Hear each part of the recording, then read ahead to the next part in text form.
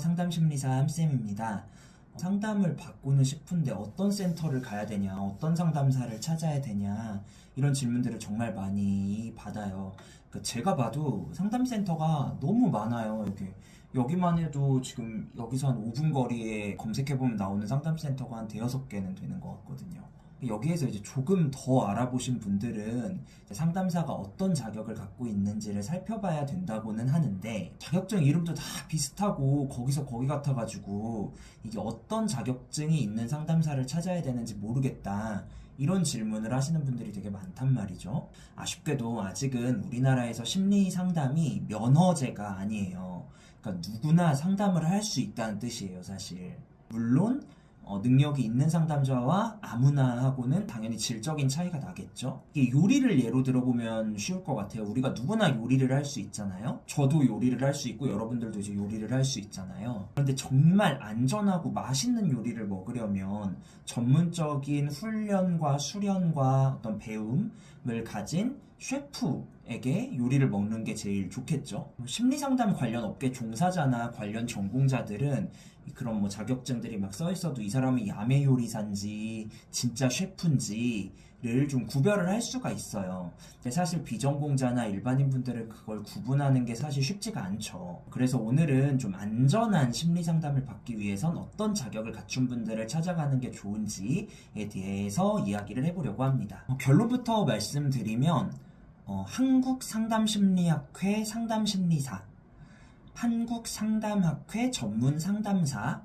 한국임상심리학회 임상심리 전문가, 이 세 자격증을 갖춘 분들을 찾아가는 걸 저는 추천을 드려요. 물론 자격증이 없는 사람도 상담을 잘할 수 있어요. 이게 요리로 치면은 사실 우리 할머니가 끓인 김치찌개가 유명한 셰프가 끓인 김치찌개보다 더 맛있을 수도 있는 거잖아요. 상담도 되게 좋은 자격증을 갖춘 사람보다 나랑 친한 옆집 언니가 나한테 더 좋은 상담을 해줄지도 모르는 거예요. 그렇지만 그게 과연 안전한 것인가, 전문적인 것인가 라를 생각해보면 조금 얘기가 다르다는 거죠. 제가 앞에서 언급드린 그 세 개의 자격증을 취득하기 위해서는 관련 분야에서 이제 석사 이상의 학력이 필요하고요. 상당히 어려운 수련 과정을 거쳐야만 그 자격의 응시 자체를 할 수가 있어요. 그래서 저 자격을 갖춘 분들이 최고의 상담사다라고 말할 수는 없겠지만 적어도 어느 정도는 안전이 보장된 상담사들이다 라고 말할 수는 있다는 거죠. 여기서 근데 제가 그런 질문을 받은 적도 있어요. 앞에 말했던 한국상담심리학회 상담심리사, 한국상담학회 전문상담사, 한국임상심리학회 임상심리 전문가, 이 세 개가 서로 어떻게 다른 거냐, 차이가 있는 거냐라는 질문을 하시는데요. 기본적으로 한국상담심리학회 상담심리사, 한국상담학회 전문상담사는 사실상 좀 같은 영역이라고 보셔도 될 것 같아요. 상담심리사와 전문상담사는 심리상담이 주 영역이라고 보시면 되겠어요. 한국임상심리학회 임상심리 전문가는 심리상담도 당연히 하지만 심리평가가 더 주된 영역이라고 보시면 좋을 것 같아요. 그렇다고 상담심리사와 전문상담사가 심리평가를 못하느냐, 반대로 임상심리 전문가가 심리상담을 못하느냐, 그건 아니에요. 양쪽 다 수련 과정에는 심리평가와 심리상담이 다 포함이 되어 있어요. 그래서 그런 전문적인 수련을 받는 것도 맞고요. 그래서 저도 상담심리사이지만 심리평가를 하고요.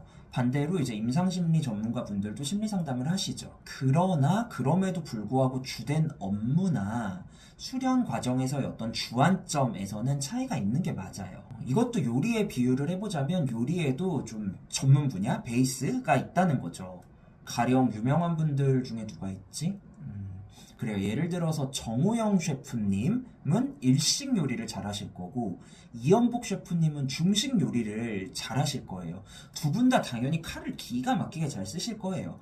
그러나 정호영 셰프님은 사시미 칼을 아마 더 잘 쓰실 거고 이연복 셰프님은 중식도를 더 잘 쓰실 거란 말이에요. 물론 각자 전문 분야가 아니더라도 이 두 분 다 다른 분야의 요리를 하더라도 분명히 굉장히 잘하실 거예요. 예를 들어서 잡채 같은 거 하더라도 두 분 다 분명히 잘하실 거예요. 그러나 그럼에도 불구하고 베이스가 다른 건 맞다는 거예요. 예를 들어서 중국집 가서 잡채 시켜보셨어요? 중식 잡채에는 또 고추기름이 많이 들어가거든요. 그런 것처럼 말이죠. 지금은 상담과 임상의 경계가 조금 모호해진 것이 사실이에요. 그러니까 상담사도 심리평가를 잘해야 되고요. 임상가도 심리상담을 잘 해야 하죠.